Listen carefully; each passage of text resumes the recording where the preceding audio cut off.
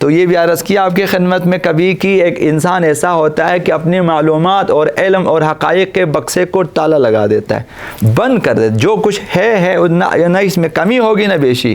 نہ کسی سے ہدایت لے لیں گے، نہ وہاں کوئی بھی خرابی اس کو تبدیل کرنے بھی نہیں، انہوں نے بکسے کو لاک کیا ہوا ہے، جو کچھ سیکھا بٹ سیکھا ہے۔ اب ہمارے معلومات کے بکسے میں، علم کے بکسے میں نہ کچھ آئے گا نہ کچھ کمی ہوگی، لہٰذا جو غلط ہے وہ غلط ہے، وہ ہمیشہ رہے گا، جو صحیح ہے وہ صحیح ہے،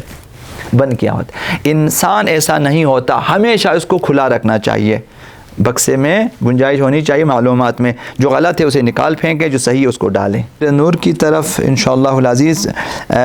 سورہ بقرہ کی 6 آیت، اس میں جو ہے ایک اور مطلب کا آغاز ہوتا ہے۔ اس میں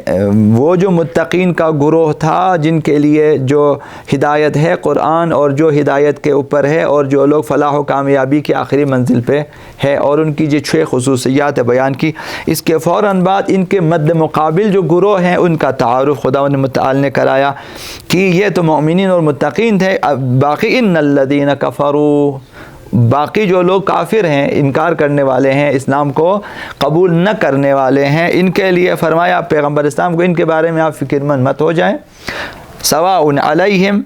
برابر ہے ان کے لیے، انذرتہم، ڈرائیں انہیں، ام لم تنذرہم، آپ انہیں نہ ڈرائیں، لا یؤمنون، یہ ایمان لانے والے نہیں ہیں، زیادہ فکر مند نہ ہو جائیں۔ تو 6 آیت میں یہ فرمایا کہ ان الذین کفروا، بتحقیق وہ لوگ جنہوں نے کفر اختیار کیا ہے، سواء علیہم، ان کے لیے مساوی ہے، برابر ہے، کوئی فرق نہیں پڑتا، انذرتہم، کہ آپ انہیں خبردار کریں، ڈرائیں، انذار ڈرانے کو کہتے ہیں، انذرتہم، یا آپ انہیں ڈرائیں، ام لم تنذرہم، یا آپ انہیں نہ ڈرائیں۔ نتیجہ ایک ہی ہے، نتیجہ کیا ہے؟ لا یؤمنون، یہ لوگ ایمان لانے والے نہیں ہیں۔ تو اس میں چند نکات ہیں، اس آیت میں ترجمہ آپ کی خدمت میں عرض کیا۔ ایک ہے کلمہ کفر، اس کے کئی معانی ہیں، چھپانے کو کفر کہا جاتا ہے، نظر انداز کرنے کو بھی کفر کہا جاتا ہے، لہٰذا کسان کو بھی کافر کہا جاتا ہے، اس لیے کہ وہ زمین میں جو ہے بیجوں کو چھپا لیتا ہے، اس لیے کہ جہاں یعجب الکفار نباتا، کوئی ایسی آیت بھی ہے، خدا متعال بارش برساتا ہے زمین، پھر کسان تعجب کرتا ہے فصلیں دیکھ کے، ادھر کفار کہا گیا ہے اسی معنی میں، یعجب الکفار نباتا، وہ جو زمین میں فصلیں اگتی ہے تعجب ہوتا ہے کیا فصلیں ہیں۔ کسان کو، رات کو بھی کافر کہا جاتا ہے، اس لیے کہ ہر چیز کو رات اپنے پردے میں چھپا لیتی ہے، اس لیے اس کو بھی کافر کہا جاتا ہے۔ کسان بیج کو زمین کے اندر مٹی کے نیچے چھپا دیتا ہے، رات پوری فضا کو چھپا لیتی ہے، اور نعمتوں کو نظر انداز کرنے والے کو بھی کافر کہا جاتا ہے کہ یہ کفران نعمت کرتا ہے، یعنی نعمتوں کو نظر انداز کرتا ہے، اہمیت نہیں دیتا، پانی ضائع کر دیتا ہے، پیسے ضائع کر دیتے ہیں، گناہوں پہ لٹا دیتے ہیں، مثلا یہ کفران نعمت ہے، پھینک دیتے ہیں، جلا دیتے ہیں، ضائع کر دیتے ہیں، خصوصاً وہاں پہ جہاں مثلا ابھی ممالک میں جہاں پہ ہم جا کر آئے، کھانا ایک دفعہ لگاتے سب جتنا بچا برتن میں دیگ میں سب کچھ پھینک دیتے ہیں، کہتے ہیں اجازت نہیں ہے، ہمارے پاس اسٹور کرنے کی اجازت نہیں ہے، جتنا بھی بچا ہو دیگ میں، پلیٹ میں، ڈونگے میں، جہاں بھی، سب ٹب کے اندر ڈال دیتے ہیں، ضائع کر دیتے ہیں۔ بھئی غریب غربا کو دے دیں، کم از کم بلائیں، ایک ٹائم رکھیں، ایک جگہ رکھیں، ایک مناسب، بھئی اس ٹائم پہ جتنا کھانا بچے گا کم از کم جھوٹا نہ کھلائیں، وہ جو دیگ میں بچا ہے وہ تو کھلا دیں، ضائع کر دیتے ہیں۔ عرب ممالک میں آپ جا کے دیکھیں، ٹیبل پہ جو کچھ بھی بچا ہے، جس قدر بھی بچا ہو قیمتی، سب پلاسٹک میں لپیٹ کے ڈال دیتے ہیں، اور قانون بنایا ہوا ہے، اسراف کرتے ہیں، تو انہیں بھی کہا جاتا ہے کفران نعمت کرتے ہیں۔ تو یہ کفر کے سارے معانی ہیں، لہٰذا یہ سب ایک عنوان کے تحت کافر ہیں۔ ایک اصل کافر ہیں جو خدا کا انکار کرتے ہیں یا الہی نشانیوں کو نظر انداز کر دیتے ہیں، حقائق و آیات الہیہ کو، حقیقت عظما کائنات میں ایک ہی حقیقت ہے، وہ ہے خدا متعال کی ذات، باقی سب ایسی حقیقت نہیں ہے، صرف حقیقت صرف خدا متعال کی ذات ہے، باقی سب اس کے پرتو ہیں، تو اس کا انکار کرتے ہیں، اسے نظر انداز، اس لیے وہ کافر کہا جاتا ہے انہیں اس معنی میں۔ خلاصہ یہ کفر ہے، ڈانپنے والے، چھپانے والے، نظر انداز کرنے والے کافر کہتے ہیں۔ اور دوسرا مطلب یہ ہے کہ خداوند متعال قرآن مجید میں متقین کے بعد کفار کے گروہ کے بارے میں بیان دے رہا ہے کہ ان الذین کفروا، وہ لوگ کافر ہوئے، تو قرآن خداوند فرماتا ہے وہ گمراہی پر ڈٹے ہوئے ہیں، جو لوگ کافر ہیں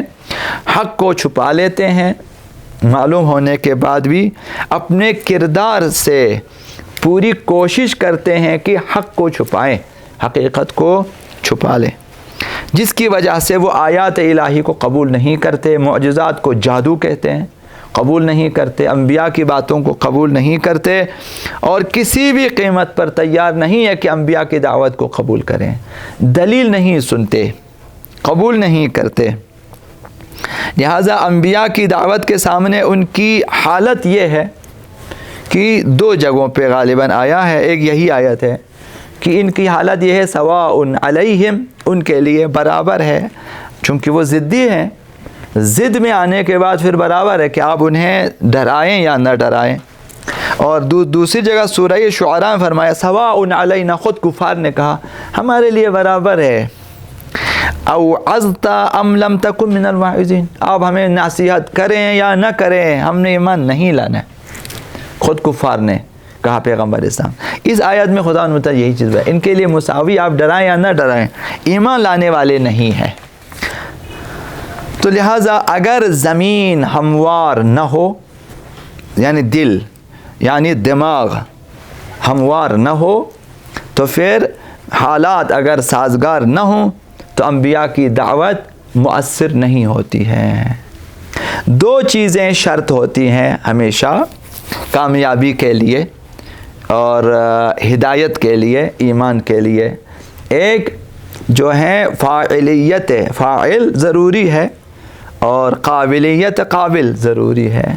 وہ جو ہدایت کرنے والا ہے فاعل، اس میں فاعلیت تام ہونی چاہیے، ہدایت دینے والا کامل ہو، فاعلیت تمام ہو، تو یہ بھی شرط ہے۔ صرف یہ کافی نہیں ہے، وہ جو قابلیت قابل ہونا چاہیے، قبول کرنے والے میں قابلیت ہونی چاہیے۔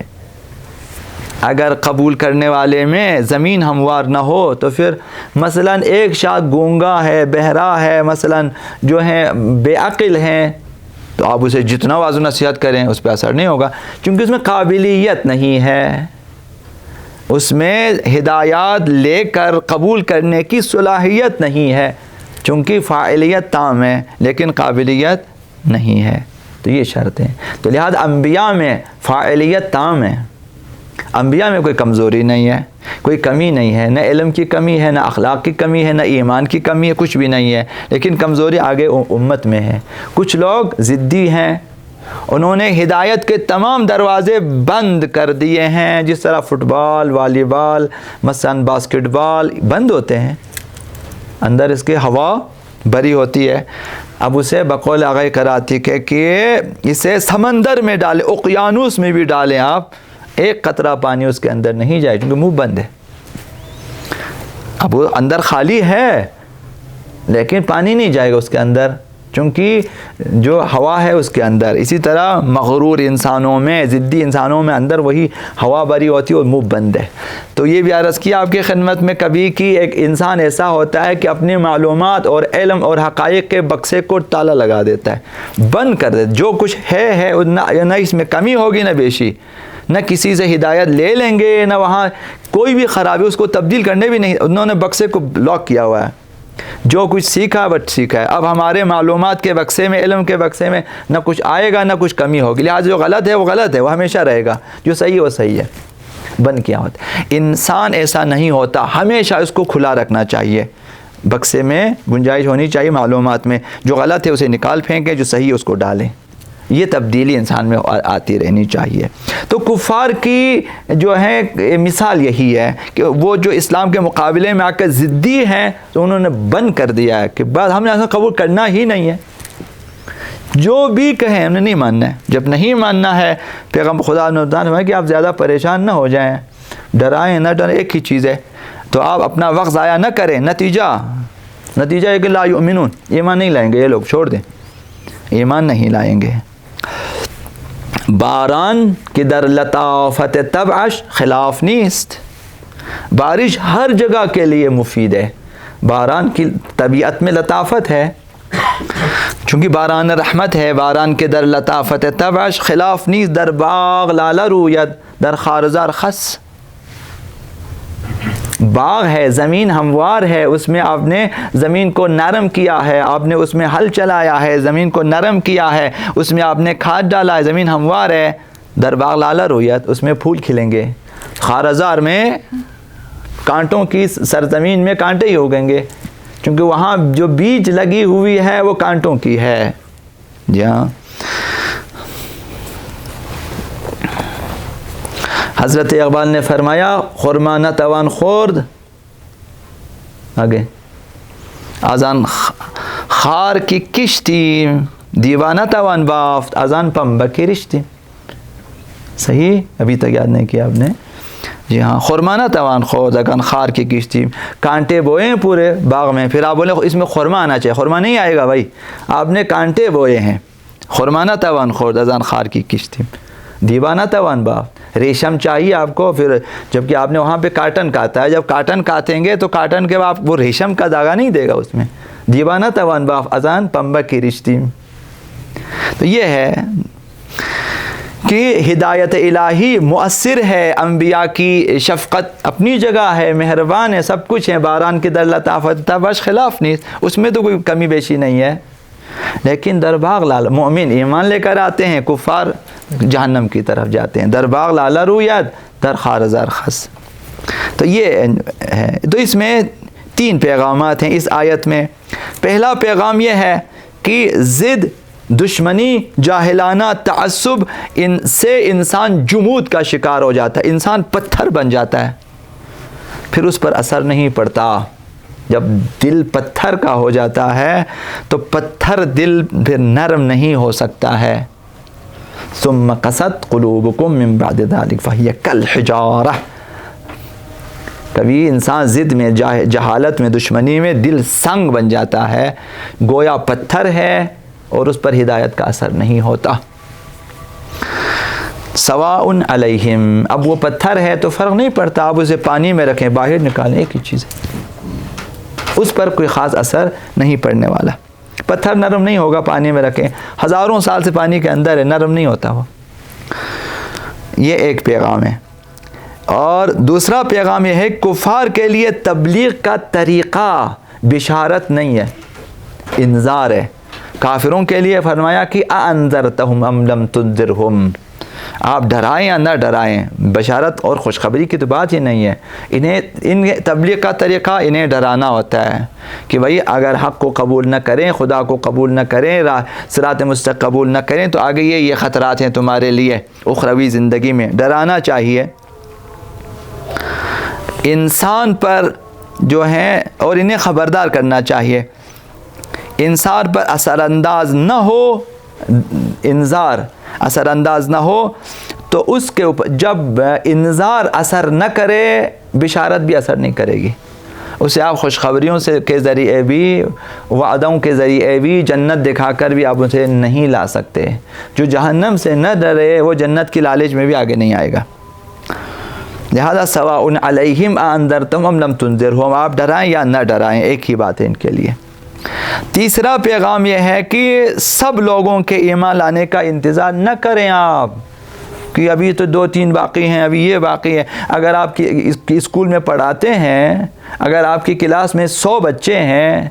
تو ابھی آپ بھیا 40 نے تو ایمان جو ہے سبق یاد کیا، 60-70% نے یاد کیا، ابھی 20% بچے رہتے ہیں، تو آپ ان کی خاطر ان کو روکے نہ رکھیں، آپ ان کو آگے بڑھائیں۔ وہ جو 20 بچے فیل ہو جاتے ہیں ان کو فیل ہونے دیں. پیغمبر اسلام سے فرمایا کہ ان کا انتظار نہ کریں، باقیوں کو آگے بڑھائیں کہ یہ ابھی ایمان نہیں فرمایا کہ انتظار نہ کرو، لا یؤمنون، یہ ایمان لانے والے نہیں ہیں، چھوڑ دو ان کو، یہ لوگ ایمان نہیں لائیں گے. وما اکثر الناس ولو حرصت بمؤمنین. خداوند متعال نے ارشاد فرمایا سورہ یوسف میں، وما کان اکثر الناس ولو، اگر آپ جس قدر بھی حریص ہو جائیں کہ ایمان لے کر آئیں، اکثر لوگ ایمان نہیں لائیں گے، اکثر ایمان نہیں لائیں گے. تو یہ ایک فیصلہ ہے، آپ انتظار نہ کریں، اکثر لوگ مومن نہیں ہوں گے. ولو حرصت بمؤمنین، اگر آپ حریص بھی ہو جائیں ایمان لانے والے نہیں ہوں گے. تو انتظار نہ کریں، جو کچھ آپ کے ساتھ آ جاتے ہیں مومن ہو جاتے ہیں ایمان لے کر، ان کی ہدایت کرتے رہو اور انہیں آگے بڑھائیں. باقی جو پیچھے اکثر لوگ، اکثریت جو ایمان نہیں لاتے، ان کے انتظار میں نہ بیٹھیں. یہ ہمارے لیے پیغام ہے. جب آپ کے ساتھ 10 بندے جا رہے ہیں تو ان کو لے کے آگے بڑھیں. آپ پیچھے جو 100 بندے آپ کے پیچھے نہیں آتے، ان کے انتظار میں نہ بیٹھیں، ورنہ یہ جو 10-20 بندے آپ کے ساتھ آئے ہیں یہ بھی ضائع ہو جائیں گے. تو علماء اگر اس انتظار میں بیٹھے، پورا معاشرے کو ہم نے ساتھ لے کے جانا ہے. ہماری ناکامی کی ایک بنیادی وجہ یہی ہے کہ ہم چاہتے ہیں کہ پورے پاکستان میں سارے علماء کو ایک کر دیں. کبھی ایک نہیں ہو سکتے، وہ جو ایک ہو جاتے ہیں انہی کو لے کے آگے بڑھنا چاہیے. جوان بھی انتظار میں ہے کہ باقی لوگ نہیں آ رہے، وہ بھی نہیں آ رہے، اب نہیں آئیں گے. آپ جو 10 بندے ISO میں، IO میں، JSO میں ہیں، یہ آگے بڑھیں ہیں، باقیوں کو چھوڑ دیں، نہیں آئیں گے یہ لوگ. جو آگے آپ کے ساتھ 10-20 بندے انہیں لے کے آگے بڑھیں، کام کریں. سب کے انتظار میں نہ بیٹھیں، سب کبھی بھی ایمان لا کر آپ کے ساتھ چلنے والے نہیں ہوں گے. بر محمد و آل محمد صلوات اللہ وسلم علی محمد و آل محمد وعجل فرجهم.